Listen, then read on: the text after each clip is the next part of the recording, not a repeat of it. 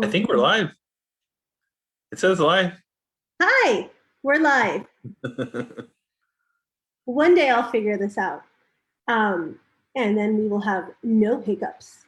Anyway, hi, everybody. Welcome to Glenview Group's live consulting sessions, where we take a section from a prominent business management standard and we read through it and break it down and answer questions. And if you join us, you can ask your questions and basically get free consulting for an hour or however long it takes. So today we are going to continue our RIOS series. RIOS is the a recycling industry operations standard. And Operating. What? Nothing. Mike is correcting me because sometimes I stumble over my words. And today, as part of the RIOS standard, we're going to cover section 3.1.4, which talks about legal requirements, legal regulatory and stakeholder requirements, to be more precise, and section 5.1.2, which covers the compliance audit of those requirements. So here I go. First, we're going to read from the standard. This can be in presentation mode. Okay, 3.1, identifying the RIOS footprint. 3.1.4, legal requirements. Recyclers shall identify, document, and have access to their QEH&S, I'm going to abbreviate that as cash, legal requirements and determine how cash legal requirements apply to their operations. Controls to manage requirements shall be documented and integrated into the RIOS management system, including implementation and monitoring of effectiveness. Okay, so there's a lot to unwrap here. There's only 2 sentences, but there's still a lot of things. So recyclers need to identify, document, and have access to their quality, environmental, health, and safety legal requirements. So first, you need to identify what are the applicable requirements within the scope of your management system that are applicable to quality, environmental, health, and safety for your facility and for the scope of your management system. So what are some quality legal requirements? That could be like an import requirement for, say, importing aluminum scrap into China or copper scrap or whatever. Is there a certain purity required or, contamination-free elements? So that can be a quality requirement that might go to an import and export requirement as well, or a certain way that material has to be packaged, which could come from a other requirement, a customer requirement, not necessarily a legal requirement. And environmental health and safety. So you're looking at EPA and OSHA for at least the United States here, and determining, and then anything that's applicable on the local level or state level, depending on where you're located, and determining how these legal requirements apply to your operation. So for instance, you need to identify the environmental requirements for stormwater. Say, are you conducting industrial activity outdoors? If so, do you need to be covered by the stormwater permit in your state? If so, how do you identify and document this and have access to the requirements to determine how they apply to the operation? So you identified that you need to have this permit or license, and you've documented it and you have access to it through the state's website or whatever way you communicate with the regulatory agency. Then you need to put controls in place. So what are the controls that might be in place for something like this? You might have to file a notice of intent.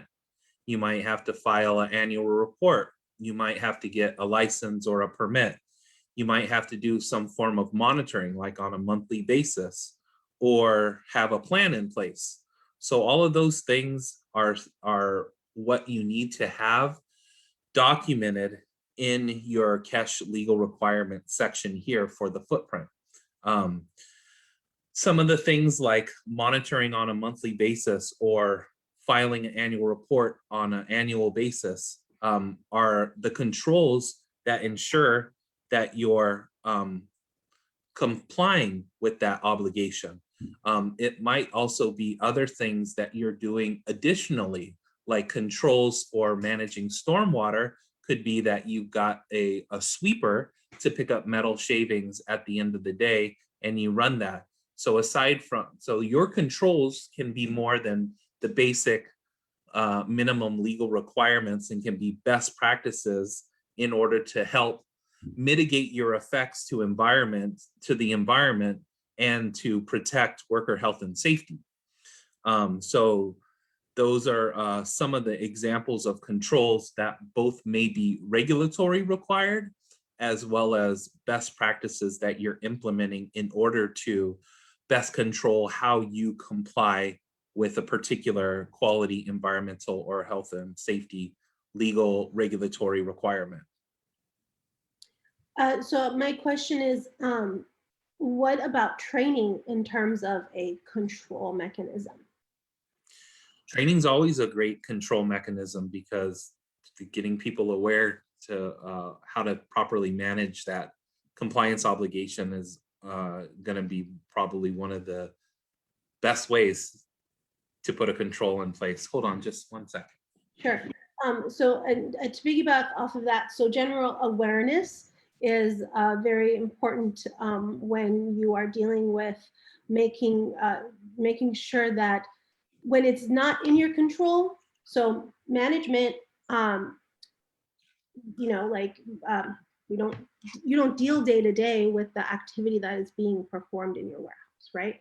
That is up to your workers, and you're spreading the risk to the workers to make sure that are they complying with my legal requirements, with the requirements that me as a organization have to comply with. Mm-hmm.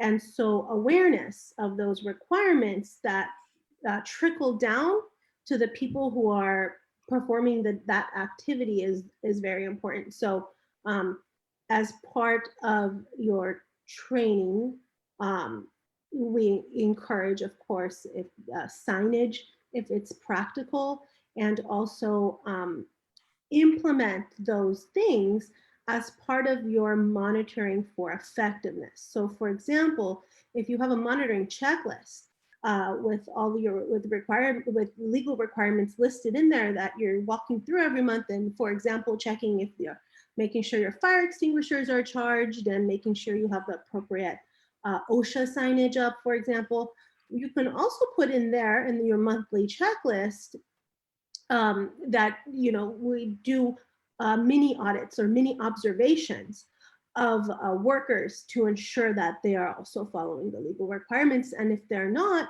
it's the organization's decision whether or not it wants to implement disciplinary action for violations of things like that. Also, Mike mentioned that customer requirements are also should be included in your compliance identification and listing. And that's going to be very particular to the organization. So as an organization, if you are incorporated in the United States, you have to comply with federal requirements.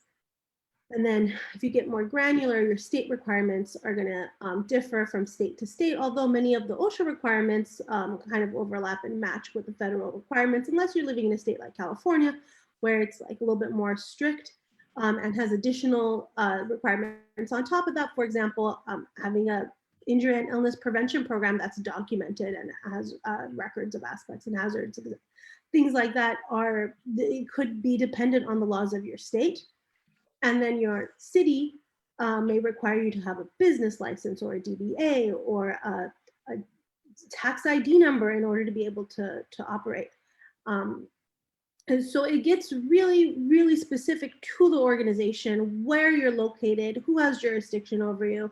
And then if you're shipping stuff internationally, that's a whole new slew of regulations that you have to identify and comply with. So long story short, we recommend that you seek the advice of a counsel, have your lawyer look over your legal requirement listing to make sure that you are A, complying with all the requirements that you have to comply with, and B, if something doesn't apply to you or if you fall under an exception or an exemption, then that's important to know so that you don't have to do more work than you really do.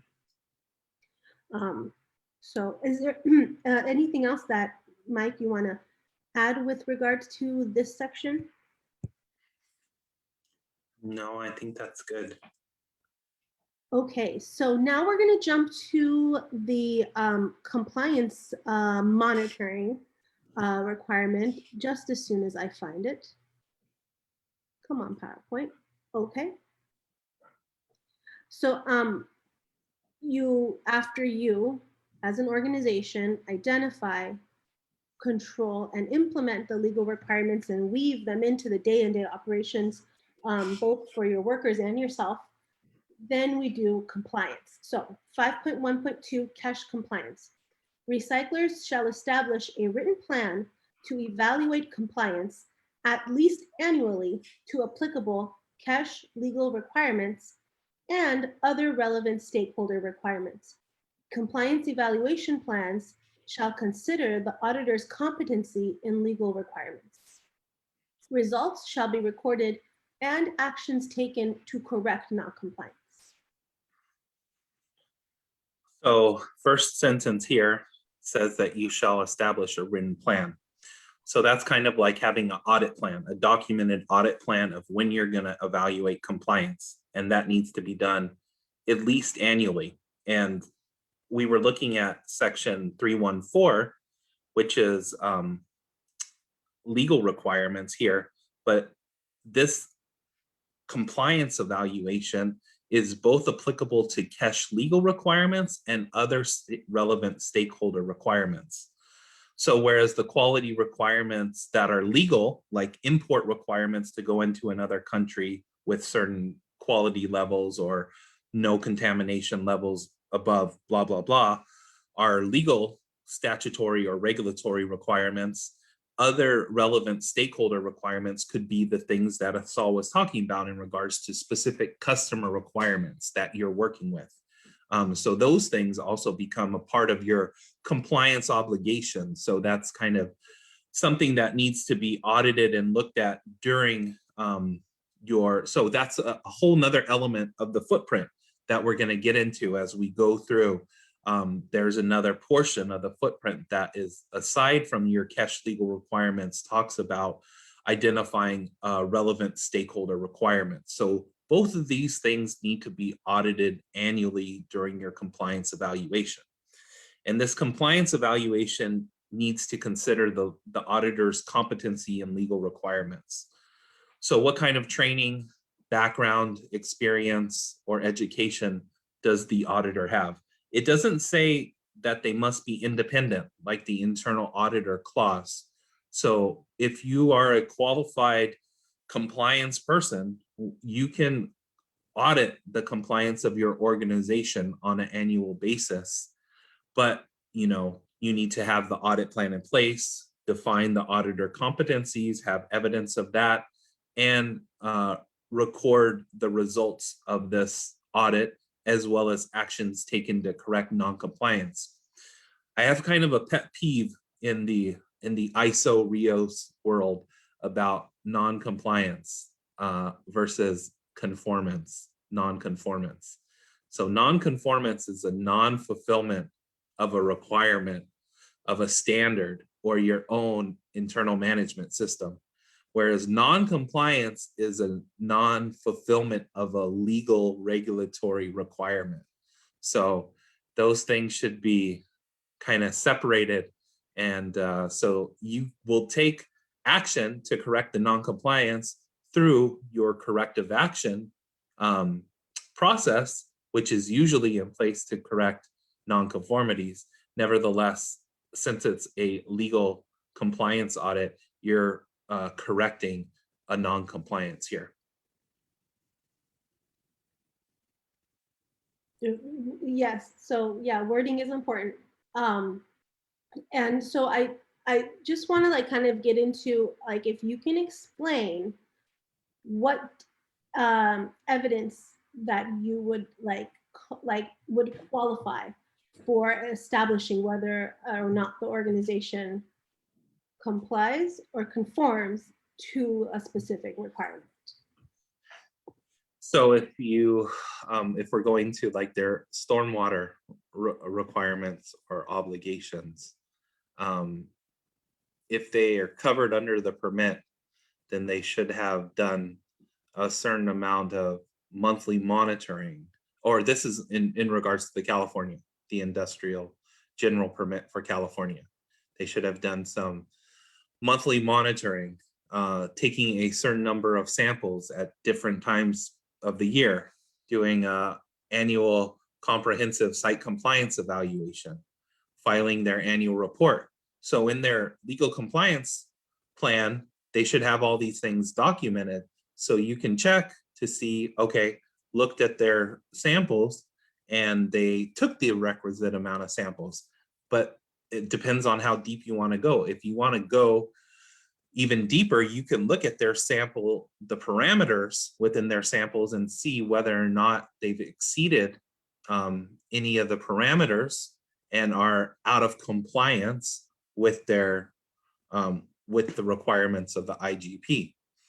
So that would be about documenting that observed 12 monthly observations, calendar month observations, observed such and such samples with the criteria so and so. The aluminum was beyond the parameters, non-compliance or something like that, so that they could correct that action. So it's to me it seems that you know how there's no requirement that it could like the compliance manager can perform a compliance audit, where if you were like certified to ISO 9001 standard, the quality manager could not perform the quality portion of the audit, right? So like you need to have like what is it called, impartiality. Yeah. But here it seems like the compliance person in an organization, first of all, the evidence is so objective. Like it's either the document is here and I'm referencing it, or it's not. Yeah. So it's not really open to interpretation or letting something slide. Like you're either complying or you're not complying, or conforming, depending on which requirement. But also, maybe the compliance person that is working in the organization has that depth of knowledge that you just mentioned, to where you would kind of be more effective than an outsider who maybe is, first of all, out of state, right? Because if you're out of state, you're probably not familiar with the specific requirements of like Cal OSHA or something, or just a third party auditor who maybe just specializes in ISO audits, right? So I think you really need someone with like a depth of knowledge that like you have within this industry in order to be able to do an effective audit. Because we have, and Mike will attest to this, a lot of times auditors cite to the wrong statute, and then that doesn't apply to the organization. And unless you know as much as you do, you can't say like, hey, here's the statute, here's the exemption, we fall under the exception. So also your both our legal backgrounds, I guess, help in being able to identify those types of things too. So Yeah. Any closing thoughts on monitoring and measuring cash? I mean, I think these are both short sections, right? 314 and 512, but there's really a lot here. And this is like one of the key elements of your RIOS footprint. And also, obviously, it's a legal requirement. If you're not meeting that, if you're in non-compliance, there's other potential repercussions and liabilities. So this is kind of like a serious matter, right? Fines or other things, your business can get shut down by OSHA, you know? So, I mean, this is a short section, but it's a really key, essential part. And obviously, I think, you know, aside from management systems, companies all you know, usually take regulatory compliance seriously because they know some of the repercussions and stuff like that. Obviously, if you have a management system, that's the baseline, is just to bear, you know, to comply with the minimum legal requirements that are applicable to your organization. But, you know, I think the intent here is that you would have a robust system for kind of monitoring and measuring your compliance. That's a part of the process-based approach, that you want to be able to have a good approach to doing this, so that, you know, the intent of management systems is to create a process that's working for you. So this is giving you the ability to kind of really have a pulse on your regulatory compliance throughout the year, to kind of continually monitor and measure that, and to be at an advantageous point, as opposed to people who don't have management systems and haven't implemented this process approach into their operation. So I think this is a very advantageous thing for organizations to do when they implement management systems, is take advantage of the compliance approach and the process-based approach here. Yeah, absolutely. So while this may seem like a minefield to navigate, to whoever may be listening right now, we're going to assure you that it is not. We have systems in place. We have the expertise to help you establish your compliance identification, training, signage, monitoring, and measurement, and all those things. So if you are interested or need a compliance plan or want to get certified to RIOS, please call Glenview Group at 888-405-2790, or you can email us at info@glenviewgroup.com, or you could just jump in. If you don't want to talk to anyone, just jump on our website, fill out a questionnaire, and we can provide a quote for you for your management system. If you are an electronic waste recycler and want to implement the R2V3 standard along with the RIOS standard, please sign up for our masterclass. It's going to take place June 7th through 12th. Is that correct? 11th. June 7th through 11th, 2021. It is a virtual course taught by Mike over here, wrong way. And it includes all the template documentation that you need. And all you do is fill in the templates, and Mike's going to show you how to do that. And he's also going to take some deep dives into teaching you the ins and outs of the standard, and to prepare you for certification. So thank you for joining us. Please join us next week, same time, same place, and we are going to continue going through the RIOS standard. Bye. Bye.